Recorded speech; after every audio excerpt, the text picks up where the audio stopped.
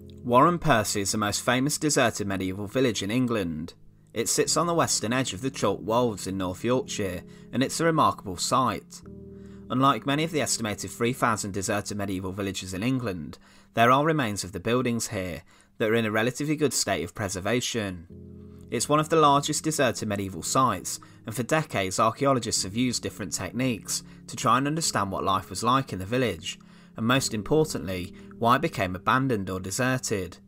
In this video we'll talk about this fantastic site's history, why it became abandoned, and also show you around the different parts of the settlement. So join us today as we look at what happened to the medieval people of Wharram Percy.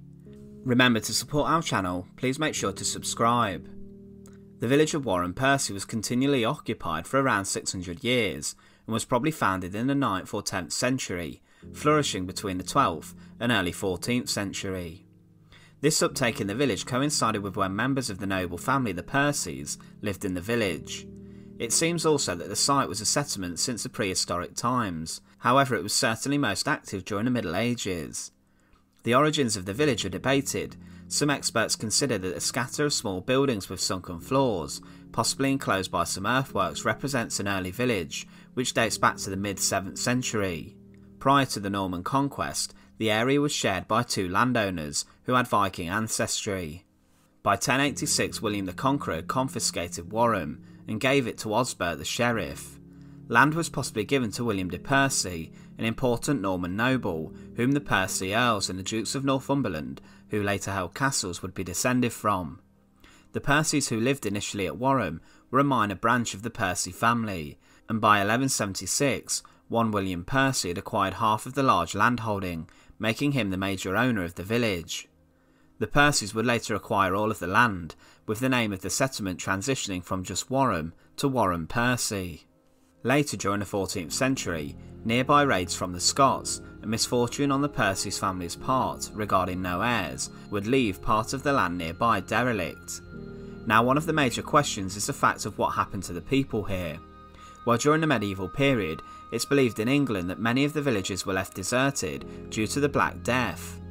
The Black Death of 1347 to 49 did ravage England and cause a huge fall in the country's population. However, it's not believed to have caused a huge dip in the amount of people living at Wharram Percy. The population, it's believed, was reduced from 67 to 45 people in the village because of the plague. During the Middle Ages, the village occupied two zones, a narrow valley and a high plateau. The valley is the site of the church and also the 18th century improvement farm. In the valley are also the remains of a vicarage and the site of a medieval watermill. The plateau is where many of the buildings and manor and houses would have stood, however today none of these stand. During this time there were two main streets also in the village. The church is definitely the most recognisable feature of the village, and during the medieval period this would have been the centre of everyone's lives as religion dominated. The standing remains are from the 12th to 16th century, however it sits on the site of two earlier chapels from the 10th and 11th century built from timber.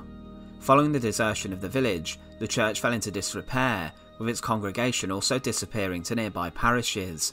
However, burials did still take place on the site up until the early 20th century. The last marriage, in fact, celebrated here was in 1928, and the last service was held in 1949.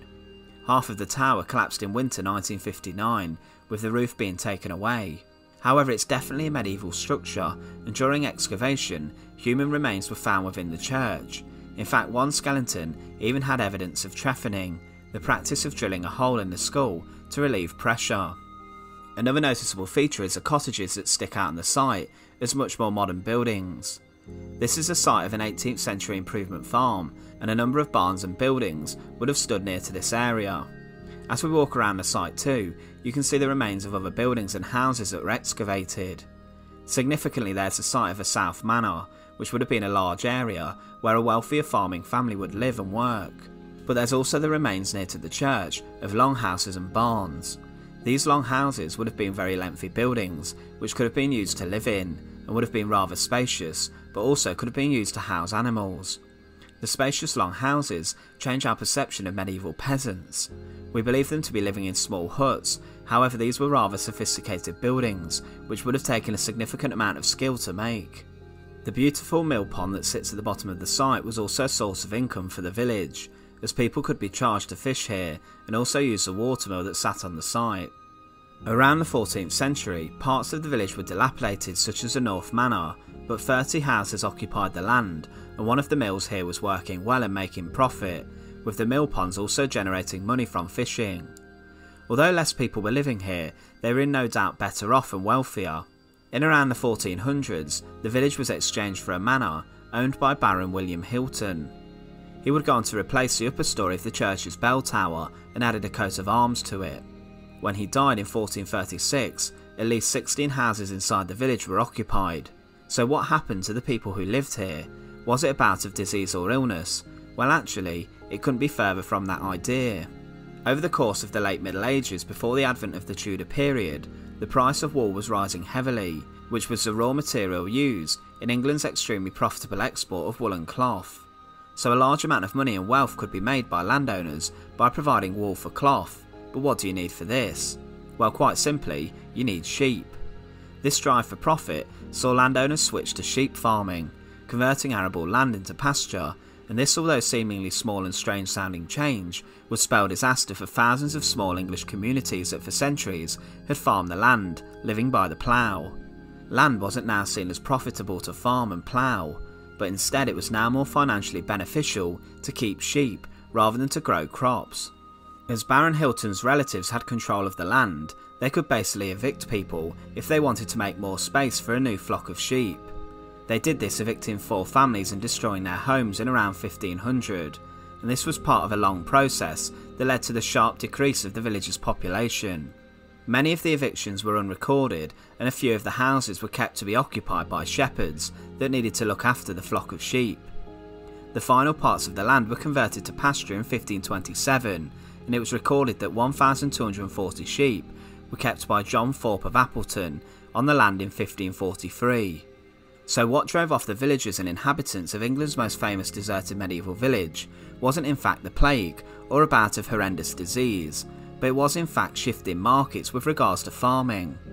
The people made way for sheep at the end of the medieval period, as did their homes. However, this was at the hands of greedy landowners who wanted to earn as much money as they could from the booming woolen industry. Today, Wharram Percy though is a remarkable place to visit, and the outlines of buildings and remains such as the church help you to imagine what a small yet content population lived here throughout the Middle Ages. Once again, thanks for watching. To support our channel, please make sure to subscribe. Once again, thank you so much for watching.